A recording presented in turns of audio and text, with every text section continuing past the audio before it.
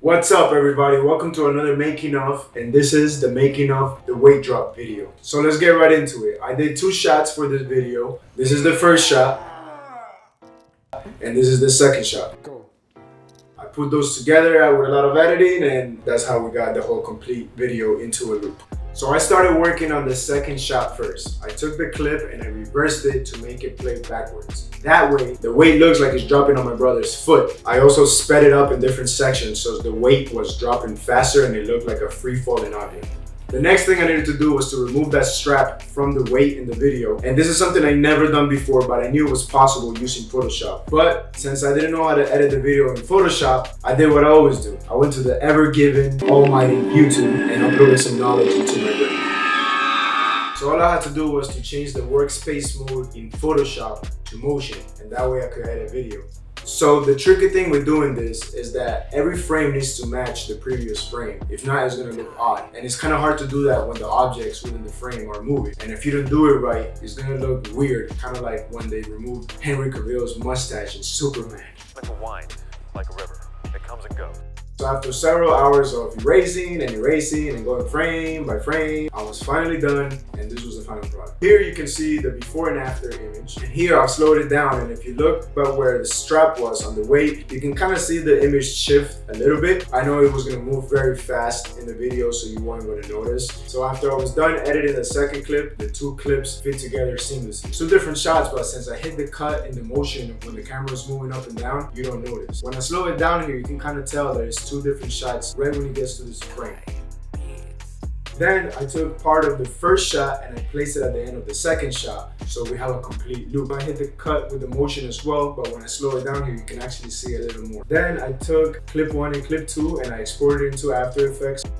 Once in After Effects, I realized a big mistake. I chose the green ball so I can remove the green, but obviously there's plenty of green out the window, so I would have been taking all of that out as well. So what I did was to create a mask around my brother's mouth and the green ball, but obviously we have to edit the path frame by frame. After I was done, I made a copy of that layer and put it underneath and removed the mask so it wasn't just a cutout. And as you can see here, when I turn the bottom layer off, all you see is just a cutout and then whatever I removed that was green.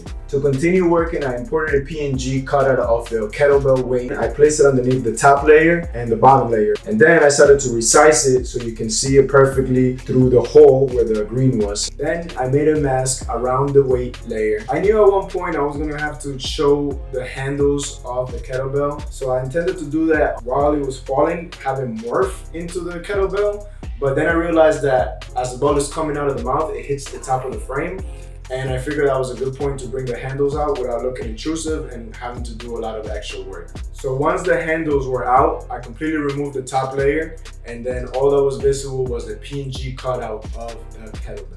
Next, I've gone to the end of clip 2 where the kettlebell hits my brother's foot, and I put the PNG cutout over the kettlebell in the video, resize it to make it match exactly, and then I go to the beginning again and I resize it so it matches the kettlebell when it hits the foot, and then I edit the path so it covers the green ball as it's falling during the first clip. Once it gets to the second clip, I blend it into the actual kettlebell in the video, and then the PNG disappears, and now what you're actually seeing is the kettlebell in the second clip that was being pulled up with the strap. The last thing I did was add some motion blur to the kettlebell PNG cutout as it's falling. Then I went back to Premiere and I added some color correction. I added a sound effect of the weight falling, the weight hitting the ground, bones cracking, and those were the finishing touches in the video. So as you guys can see, even though it was a short video, it took a lot of work. I wasn't exactly sure how I was gonna do it before I shot it, and that's kind of how you have to do it sometimes. You have to wing it. If you haven't watched the actual video,